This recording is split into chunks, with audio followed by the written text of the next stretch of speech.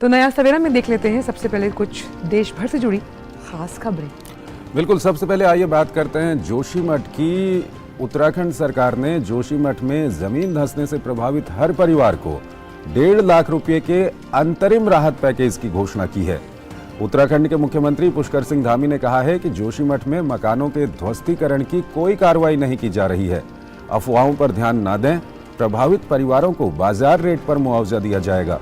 तात्कालिक तौर पर प्रति परिवार 1.5 लाख रुपए की अंतरिम सहायता दी जा रही है। प्रभावित परिवारों के लिए 45 करोड़ रुपए जारी किए गए हैं।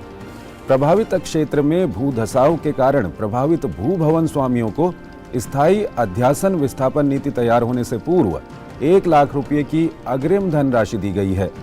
प्रभावित भू भवन स्वामियों को अपने भवन के सामान की ढुलाई एवं तात्कालिक आवश्यकताओं के लिए गैर समायोजन एकमुश्त विशेष ग्रांट के रूप में 50,000 रुपये की धनराशि दी गई है। ये धनराशि उत्तराखंड राज्य आपदा प्राधिकरण ने जारी की है। जोशीमठ में हो रही रोज की घटनाओं से दूरदर्शन आप सभी को अपडेट कर रहा है। डीडी न्यूज की टीम पिछले कई दिनों से ग्राउंड जीरो पर मौजूद है। आज हम आपको दिखा रहे हैं आदि शंकराचार्य के स्थापित किए गए 4 मठ में से एक ज्योतिर्मठ जो जोशीमठ में स्थित है। इस मठ में भी दरारें आ चुकी हैं। दरारों की ये दहशत और कैसी है, ज्योतिर्मठ से ग्राउंड जो जीरो है पेश कर रहे हैं हमारे संवाददाता नीरज। ये खास रिपोर्ट।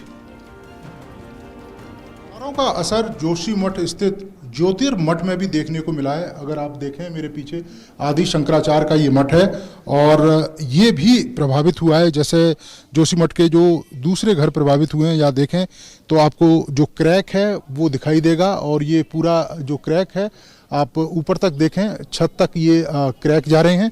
और इसके अलावा अगर राइट हैंड में देखें तो ये सड़क है वो भी उसमें भी दरारें पड़ी हैं। और यहाँ सामने से जो मंदिर का हिस्सा है, जो टाइल्स लगे हुए हैं वो भी ब्रेक हुए हैं। जहाँ पर दूसरे संत रहते हैं वो हिस्सा किस तरीके से प्रभावित हुआ है, ऐसा लग रहा है जैसे कि जब दरारें पड़ी हैं तो एक हिस्सा झुक गया है और दूसरा हिस्सा ऊपर की ओर उठा रह गया। और ऐसी ही स्थिति मठ के दूसरे हिस्सों में भी आपको देखने को मिलेगी। और ख़ास तौर से अगर मठ के मुख्य मंदिर की बात करें, उस मंदिर में भी जो दरारें हैं वो आई हैं। हमारा जो मेन गेट है वहाँ पे एक मेन दरार आ गई है और उसी की वजह से ये देखो कितनी बड़ी बड़ी दरारें आ रही हैं।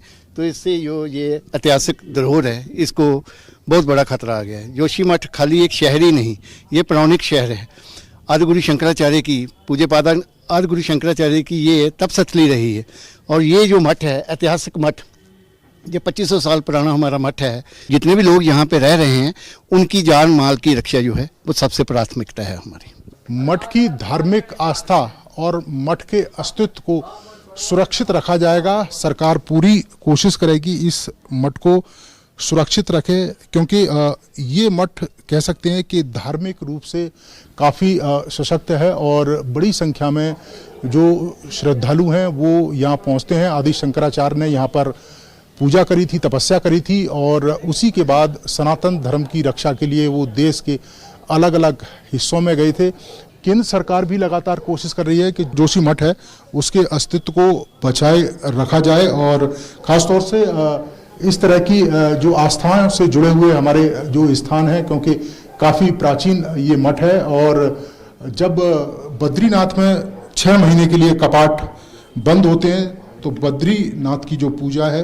वो यहीं इसी मठ में होती है। इसलिए इस मठ का अपना एक महत्वपूर्ण स्थान है।